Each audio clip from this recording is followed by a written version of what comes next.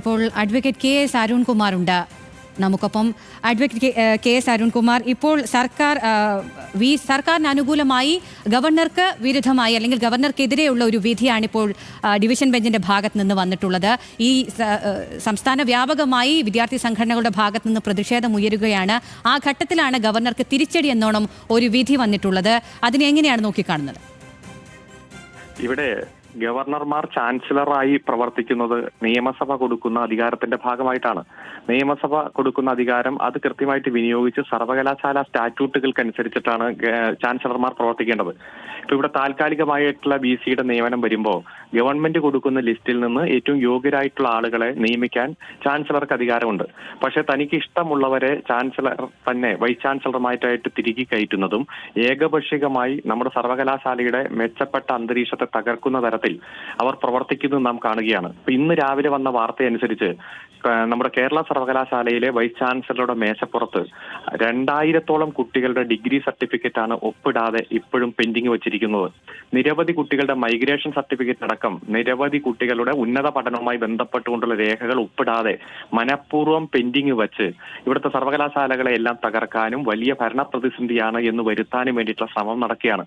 ഇതെല്ലാം യോഗ്യതയില്ലാത്തവരും അതുപോലെ പിൻവാതിൽ നിയമനം കിട്ടി വരുന്ന VC-മാരും കൃത്യമായി ഗവൺമെന്റ് കൊടുക്കുന്ന ലിസ്റ്റ് പരിഗണിക്കാതെ ഏകപക്ഷീയമായി തങ്ങളുടെ രാഷ്ട്രീയ ലക്ഷ്യത്തിന് വേണ്ടി വൈസ് ചാൻസലർമാർ നടത്തുന്ന നിയമത്തിന്റെ ഭാഗമായിട്ടാണ്. അതുകൊണ്ട് ഡിവിഷൻ ബെഞ്ചിൽ നിന്ന് വന്നിരിക്കുന്ന വിധി ഗവർണർക്ക് വൈസ് ചാൻസലർക്ക് കടുത്ത തിരിച്ചടി തന്നെയാണ്. യോഗ്യതയില്ലാത്ത അതുപോലെ തന്നെ പിൻവാതിൽ നിയമനം കിട്ടിയ രാഷ്ട്രീയ ലക്ഷ്യത്തോടെ ഉള്ള അജണ്ടയുടെ ഭാഗമായി നടത്തിയ നിയമനം കിട്ടിയ ആളുകളെല്ലാം പുറത്തേക്ക് പോകും. യോഗ്യതയുള്ളവർ വരും. കേരളത്തിന്റെ വിദ്യാഭ്യാസ മേഖലയിലെ നേട്ടങ്ങൾ, പ്രത്യേകിച്ച് ഉന്നത വിദ്യാഭ്യാസ മേഖലയിൽ അടുത്ത കാലത്തുണ്ടായ നേട്ടങ്ങളെ ഏറ്റവും അധികം മുന്നോട്ട് കൊണ്ടുപോകുന്ന ഒരു സാഹചര്യം ഉണ്ടാകുമെന്നതിൽ യാതൊരു സംശയമില്ല. കാരണം ഇപ്പൊ കേരള യൂണിവേഴ്സിറ്റിയിൽ തന്നെ 81 ലോകരാജ്യങ്ങളിൽ നിന്നുള്ള 2620 കുട്ടികളാണ് ഈ തവണ അഡ്മിഷൻ എടുത്തിരിക്കുന്നത്. ഇപ്പോൾ ലോക ഭൂപടം എടുത്ത് നോക്കിയാൽ 185 രാജ്യങ്ങളല്ലേ ഉള്ളൂ. അപ്പൊ അതിൽ 81 രാജ്യങ്ങൾ കേരള യൂണിവേഴ്സിറ്റിയിൽ വന്നു എന്നൊക്കെ ഉള്ളത് യാഥാർത്ഥ്യം നമ്മുടെ മുന്നിലുണ്ട്. അപ്പൊ ഇത്തരം ഉന്നത വിദ്യാഭ്യാസ മേഖലയെ തകർത്ത് തരിപ്പണമാക്കാൻ ചാൻസലർമാർ വൈസ് ചാൻസലർമാരെ ഉപയോഗിച്ച് നടത്തിയ ശ്രമത്തിന് കടുത്ത തിരിച്ചടിയാണ്. ജനങ്ങൾ വളരെ ആവേശത്തോടെ സന്തോഷത്തോടെ ഈ വിധിന്യായത്തെ സ്വാഗതം ചെയ്യുകയാണ്. അരുൺകുമാർ, ഈ വിഷയത്തിൽ ഗവർണർ കൂടുതൽ നിയമ പോരാട്ടങ്ങളിലേക്ക് കടക്കുകയാണെങ്കിൽ സംസ്ഥാന സർക്കാർ അതിനെ എങ്ങനെയായിരിക്കും നേരിടുക?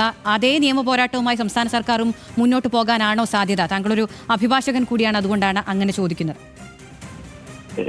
ദൃശ്യ മാധ്യമങ്ങളുടെ വാർത്തകളും മറ്റും അടുത്ത കാലത്ത് കണ്ടിരുന്നല്ലോ. ഗവർണർ പല രൂപത്തിലും പല ഇടപെടലും നടത്തി. സിംഗിൾ ബെഞ്ചിൽ പോയപ്പോൾ ചിലപ്പോൾ താൽക്കാലികമായിട്ട് ചില വിജയങ്ങളൊക്കെ കിട്ടി.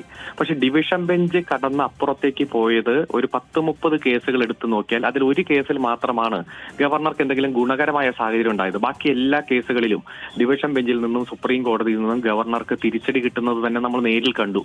അപ്പൊ ഇവിടെയെല്ലാം ഭരണഘടനയാണ് വിജയിക്കുക. യൂണിവേഴ്സിറ്റി സ്റ്റാറ്റ്യൂട്ടും യൂണിവേഴ്സിറ്റി നിയമാവലിയുമാണ് വിജയിക്കുക. നിയമസഭ പാസാക്കിയ നിയമത്തിനനുസരിച്ച് തന്നെയല്ലേ സർവകലാശാലകൾ പ്രവർത്തിച്ച് മുന്നോട്ട് പോകേണ്ടത്.